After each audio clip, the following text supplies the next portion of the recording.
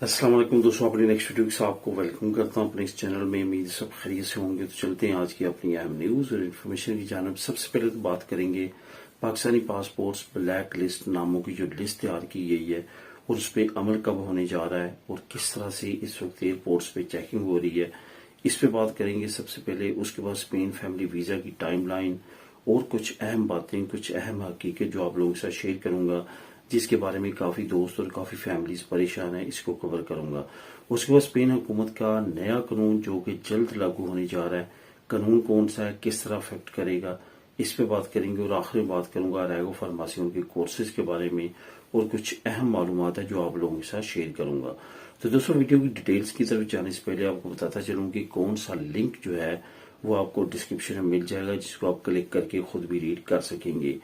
जो आपको link number 1 नीचे मिलेगा वो है स्पेन हुकूमत का जो नया कानून लागू होने जा रहा है और जल्द उस पर अमल होने जा रहा है, उस पे जो मैं बात करूंगा और उसके बारे में जो मालूमात प्रोवाइड करूंगा, उसका लिंक नंबर 1 आपको नीचे रीड करने के लिए मिल जाएगा, जिसको आप खुद भी क्लिक करके रीड कर सकेंगे। इसके साथ साथ तमाम दोस्तों से गुजारिश है जिन्होंने अभी तक चैनल को सब्सक्राइब नहीं किया,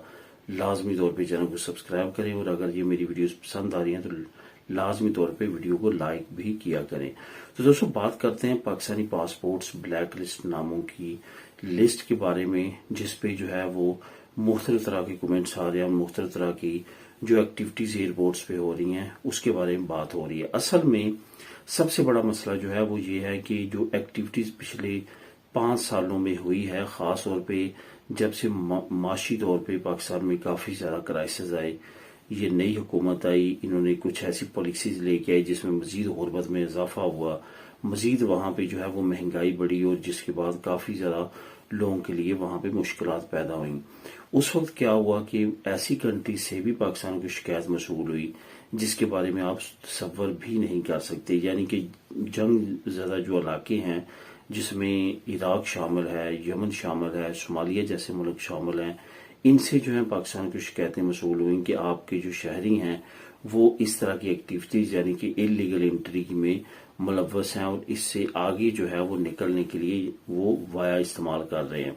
इवन जियारतों के वीजों को लगवाया जाता है, जो कि अभी पिछले दिनों पाकिस्तान के साथ इराक ने, ईरान ने और बाकी कंट्रीज ने एहतजाज किया है कि आपकी जो जियारतों के वीजे लेके आते हैं उसमें से 50% लोग जो है वापस नहीं जाते, या तो वहीं पे सेटल होने की कोशिश करते हैं या फिर वहां से निकलने की कोशिश करते हैं। होता क्या है कि ये जो एजेंट माफिया ये मुख्तलिफ रास्ते जो है वो अपनाते हैं लोगों को यूरोप पहुंचाने के लिए, दूसरी कंट्रीज, तरक्की याफ्ता कंट्रीज में पहुंचाने के लिए, जैसे ऑस्ट्रेलिया हुआ, न्यूजीलैंड हुआ और जैसे यूएसए, कनाडा हुआ, इस तरह की कंट्रीज में वो वाया इस्तेमाल करते हैं। एक मुल्क में अगर सख्ती होती है तो दूसरा रास्ता, दूसरा रूट शुरू कर लेते हैं। तो यही वजह है कि मुख्तलिफ ममालिक की तरफ से पाकिस्तान पे बहुत ज्यादा प्रेशर जो है वो बिल्ट हुआ। यहाँ पे मैं खास तौर पे बात करूंगा जो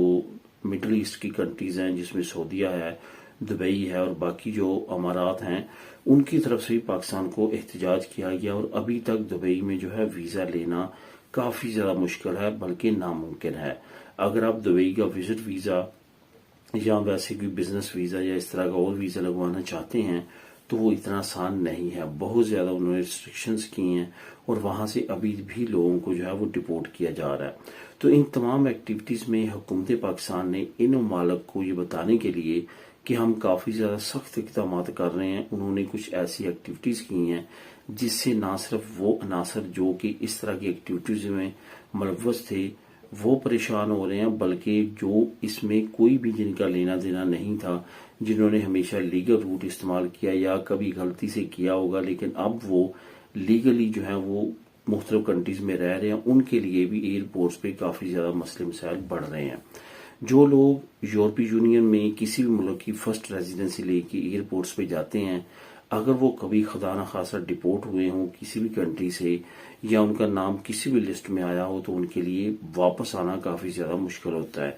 उनको कहा जाता है कि आपका नाम ब्लैक लिस्ट में है, आपको हम फ्लाई नहीं होने देंगे और इस तरह की मुख्तलिफ जो है वो एक्टिविटीज उनके साथ की जाती हैं। तो ये तमाम चीजें जो हैं इस वक्त रेडी हो चुकी हैं। हुकूमत ने काफी लंबी एक लिस्ट जो है वो तैयार की है जो कि मुख्तलिफ एयरपोर्ट्स पे होंगी, جس میں وہ لوگ جو کبھی بھی ڈپورٹ ہوئے ہوں گے ان کے لیے آنے والے وقت میں مشکلات بڑھ سکتی ہیں، اور عن قریب اس لسٹ پہ جو ہے وہ عمل شروع کر دیا جائے گا۔ اب دوستوں بات کرتے ہیں کہ اسپین فیملی ویزا کی ٹائم لائن کیا ہے اور حقیقت اس میں کیا ہے۔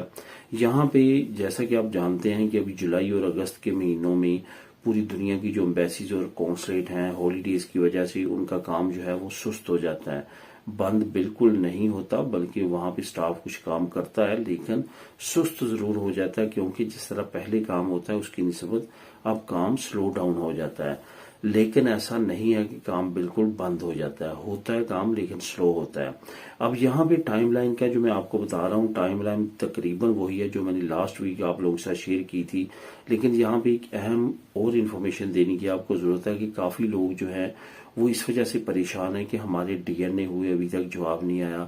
ہم سے فلاں ڈاکومنٹ مانگا تھا، ہم سے ٹریول ہسٹری مانگی تھی، جواب نہیں دیا ابھی تک امبیسی نے، ہم سے جو ہے وہ فائنینشیل پروف مانگے تھے، ہم سے چارٹ کے پروف مانگے تھے یا شادی کے پروف مانگے تھے، ابھی تک جو ہے وہ امبیسی نے کوئی آنسر نہیں دیا، شاید ہمارا ویزا نہیں لگے گا، ریجیکٹ ہوگا ہے، شاید ڈاکومنٹ میں کوئی مسئلہ ہے، کوئی اس طرح کے خیالات ان کے ذہن میں آتے ہیں، اور ان خیالات کی عکاسی جو ہے وہ عموماً کمنٹس میں بھی کرتے ہیں۔ یہاں پہ آپ کو بتاتا چلوں کہ اگر آپ اپنی فائل کو جب جمع کرواتے ہیں امبیسی میں یعنی کہ TCS کے ذریعے، اس وقت جب آپ کو 6 مہینے سے 8 مہینے گزر جاتے ہیں اور آپ کو پہلا جواب آتا ہے اور پہلے جواب میں آپ سے جو ہے وہ ٹریول ہسٹری کے بارے میں مانگا جاتا ہے، میں مثال یہاں پہ دوں گا، یا آپ سے فائنینشیل پروف کے بارے میں مانگا جاتا ہے کہ ہمیں پروف دیں کہ آپ اپنے ان ریلیٹیوز کو ہر مہینے خرچہ بھیجتے رہے ہیں، اس طرح کی اور کاغذ مانگے جاتے ہیں، تو اٹس مین کہ آپ نے جو ڈاکومنٹ جمع کروائے تھے وہ ڈاکومنٹ تمام کے تمام کریکٹ ہیں، ان کی آپ کی جو فائل ہے وہ پاس ہو چکی ہے، لیکن ان کو اب مزید ڈاکومنٹ چاہیے۔ اس وجہ سے انہوں نے 8 مہینے وہ آپ کی فائل کو چیک کیا، دیکھا ہے، ابھی آپ سے مزید ڈاکومنٹ ریکوائرڈ کر رہے ہیں۔ اس کا مطلب یہ ہے، اس کا مطلب یہ نہیں ہے کہ انہوں نے دیر اس وجہ سے کر دی کہ آپ کے ڈاکومنٹ میں مسئلہ ہے۔ اس کے بعد جب آپ کا DNA آخری سٹیج پہ جا کے DNA مانگتے ہیں اور DNA کروا لیا جاتا ہے، تو اٹس مین کہ پچھلے تمام ڈاکومنٹ جو آپ نے جمع کروائے ہیں وہ تمام کے تمام کریکٹ ہو چکے ہیں، اب انہوں نے DNA ٹیسٹ آپ سے مانگا ہے۔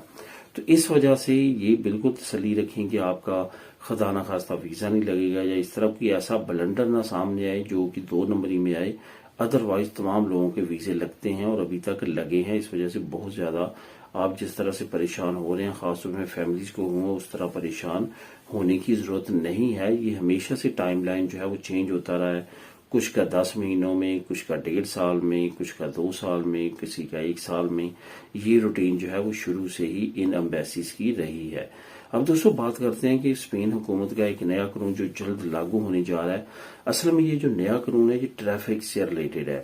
جو بڑے شہر ہیں جیسے کہ میڈرڈ اسپین کا سب سے بڑا شہر ہے، اس کے بعد بارسلونا دوسرا بڑا شہر ہے، تیسرا بڑا شہر ویلنسیا ہے، چوتھا بڑا شہر جو ہے وہ بلباؤ ہے، اور 5واں بڑا شہر جو ہے وہ سبیا ہے۔ جو بڑی شہر ہیں وہاں پہ ٹریفک کے مسائل بہت زیادہ بڑھ رہے ہیں، اور حکومت چاہتی ہے کہ جو لوگ ہیں وہ کم سے کم گاڑیاں خریدیں، کم سے کم گاڑیاں استعمال کریں۔ اب یہاں پہ جو حکومت نے نیا اعلان کیا ہے اس میں یہ کہا گیا ہے کہ ایک فیملی جو ہے وہ 2 ممبر ہیں، 3 ممبر ہیں، 4 ممبر ہیں، 5 ممبر ہیں، ان کے پاس ایک ہی گاڑی ہونی چاہیے۔ اگر ان کے پاس ایک گاڑی سے زیادہ ہوگی تو اس پہ حکومت جو ہے وہ ان کو جرمانہ کرے گی۔ یہ لنک نمبر 1 میں نیچے آپ کو دے رہا ہوں، اس کو کلک کریں گے تو یہ تمام انفارمیشن آپ کو وہاں پہ ریڈ کرنے کے لیے مل جائے گی۔ اب دوستوں بات کرتے ہیں ریگو فارماسیون کے بارے میں اور اس کے کورسز کے بارے میں۔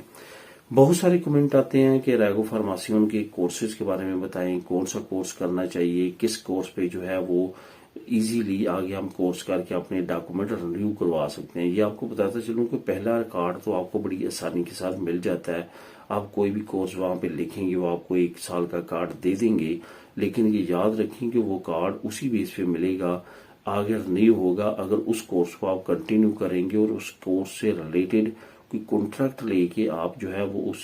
ریزیڈنسی کو رینیو کروائیں گے، ادروائز آپ کے پیپر چیک کر دیے جائیں گے۔ اس وجہ سے کورس کو کافی لوگ کر رہے ہیں، کافی زیادہ ریسرچ کریں، کافی زیادہ جو ہے آپ کو اس پہ ذرا گھومنا پڑے گا، مختلف انسٹیٹیوٹ میں، مختلف سرکاری انسٹیٹیوٹس میں کوئی نہ کوئی حل جو ہے وہ لازمی طور پہ نکل رہا ہے اور لوگ اس پہ डॉक्यूमेंट ले रहे हैं और आगे डॉक्यूमेंट रिन्यू भी करवा रहे हैं। मैंने आज से चंद दिन पहले आपके साथ कुछ प्रोफेशन शेयर किए थे, यहाँ पे लोग कोर्सेज कर रहे हैं,